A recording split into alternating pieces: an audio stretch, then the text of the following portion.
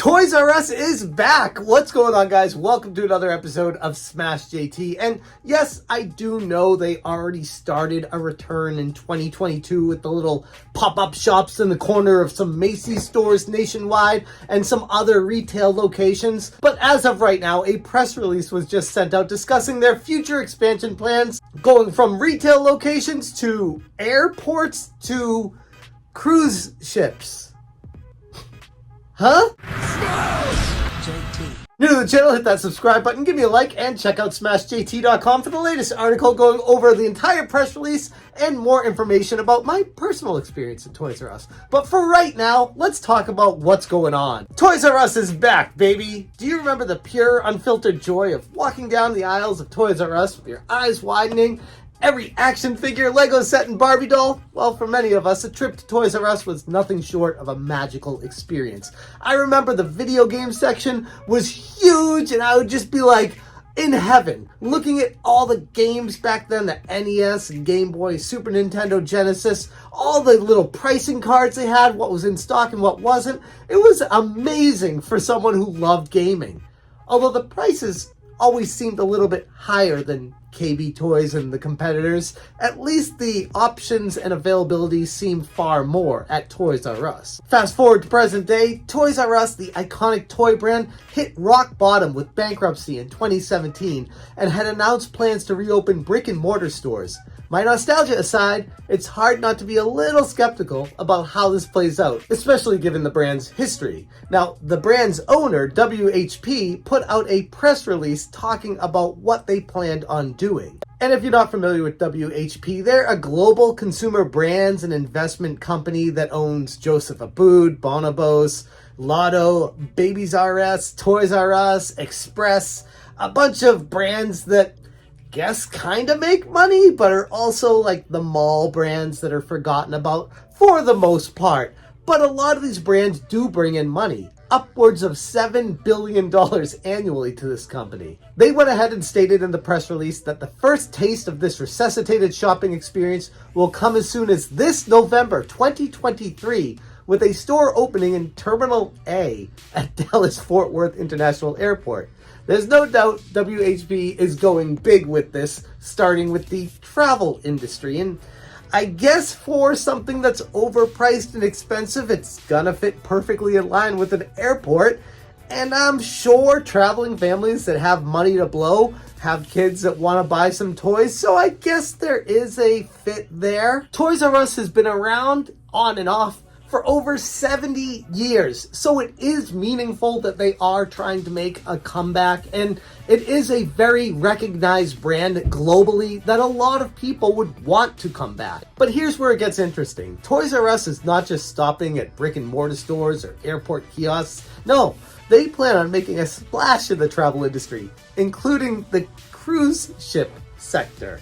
Now, I guess if you're on a cruise ship and you got your kids with you and you forgot to bring little Timmy a video game with them, or a new game came out that they have that you didn't buy, you could go over to the Toys R Us on the cruise ship to buy the latest and greatest toy, Lego, whatever they have that your kid wants.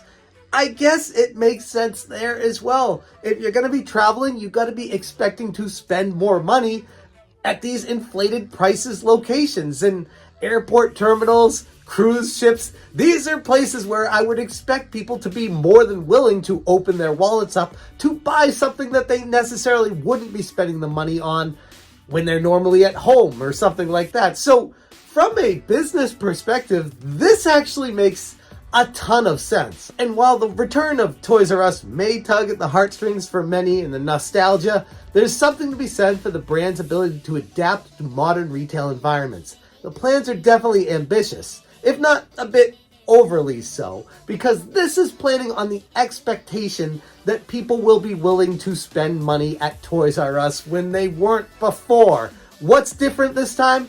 Opening the stores in locations that are typically a little bit more pricey from the get-go. The company was sold off and liquidated for a reason, though.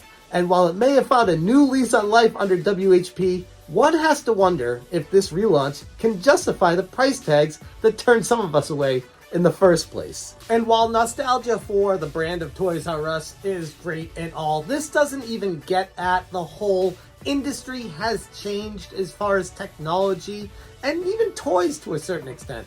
But sticking to the video game aspect, where I know a lot of people would go to Toys R Us specifically for that, they're fighting an uphill battle, just like a lot of other retailers are right now, but even more so for Toys R Us. With the shift to digital, even more so than it's ever been before, that's an angle that they're not going to be able to attack like they used to. So on top of the challenges of coming back from the dead, now they're going to have to find a new angle for toys of what people are going to want. Instead of just paying out the nose for video games, they're going to have to pay out the nose for the Barbie dolls, and the G.I. Joe isn't even around anymore. Like, whatever is the hottest new thing, to spend more money on that than they would somewhere else. And right there is a big challenge for them. I guess ultimately it's exciting for people that have a ton of nostalgia for Toys R Us, but at the same time, there's no guarantee that this time is going to turn out any different than the first.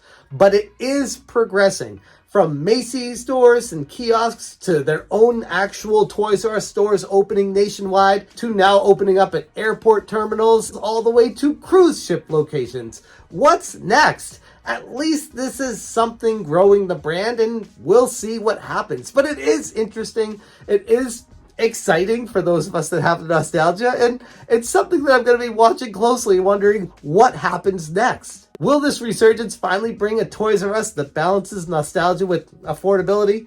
Probably not. Time will tell. In the meantime, I can't help but feel a mix of hope and skepticism. After all, Jeffrey the Giraffe might be adorable, but he's going to need more than cuteness to convince us this time around. One thing's for sure, Toys R Us is back. In a very weird way. But I want to throw it out to you guys on your end of things. If you see Toys R Us when you're traveling, would you be willing to spend more money there? Or do you feel like this is a failed venture from the get-go because you value pricing and being frugal and smart about how you spend your money over being wild and traveling and just throwing money everywhere when you see a Toys R Us? And I think that's where the issue with all of this is. If people went to Toys R Us to spend money in the first place, they never would have gone out of business. But maybe with the travel industry and people being more willing to spend more money, there's a potential for people to open their wallets up and throw it at Toys R Us this time around, because there are no other options available. And there is where you can win in retail. I'm going to leave it there. Thank you guys so much for watching. And as always, you stay smashing. Smash, change, smash, change, smash, change, smash, change, smash, change,